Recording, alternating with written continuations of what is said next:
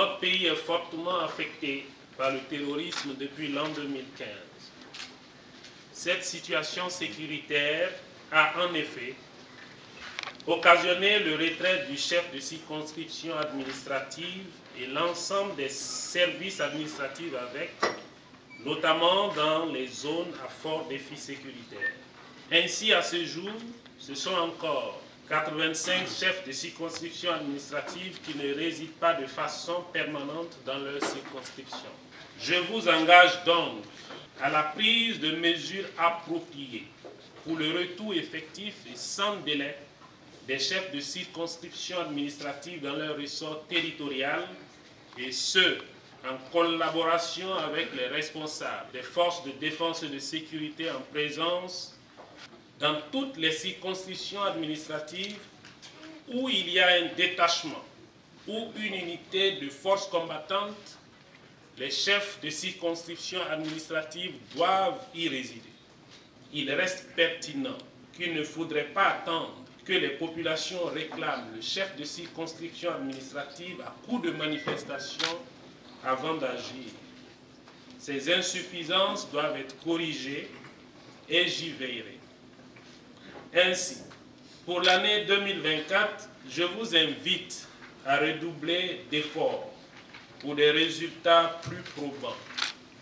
Les priorités seront d'abord portées, bien évidemment, sur la lutte contre l'insécurité sur toutes ses formes, la poursuite des réformes engagées en l'an 2023 et dans l'innovation et la modernisation de nos outils de travail.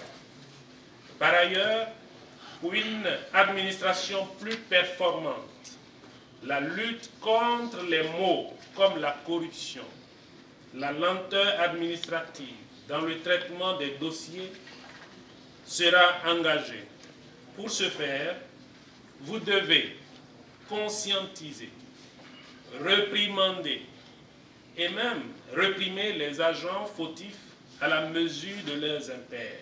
Au regard des défis majeurs et sans ignorer les difficultés auxquelles vous êtes confrontés, je vous réitère mes encouragements à poursuivre et à réussir la triple mission de reconquérir, réinstaller et administrer.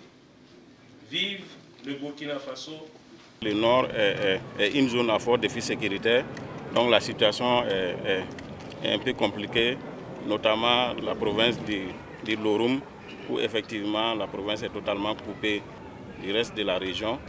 Mais bon, avec l'aide des militaires et des VDP, bon, il y a des actions qui sont entreprises pour effectivement reconquérir le territoire et permettre la mobilité des personnes et des biens. Dans l'espoir, on vient de créer un bataillon d'intervention rapide à Titao. Bon, quand ça sera opérationnel, bon, le président de la transition l'a dit, nous sommes maintenant dans le développement de la guerre.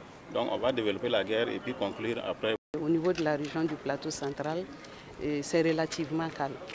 Mais la veille est de mise parce que nous partageons nos frontières avec des régions à fort défi sécuritaire, notamment la région du centre-nord. Nous partageons des frontières avec certaines communes telles que Mané, Boulsa.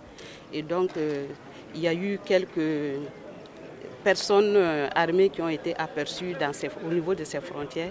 Et donc à notre niveau, c'est redoubler de vigilance, faire en sorte qu'ils ne puissent pas atteindre la région du plateau central. Donc c'est le calme relativement chez nous.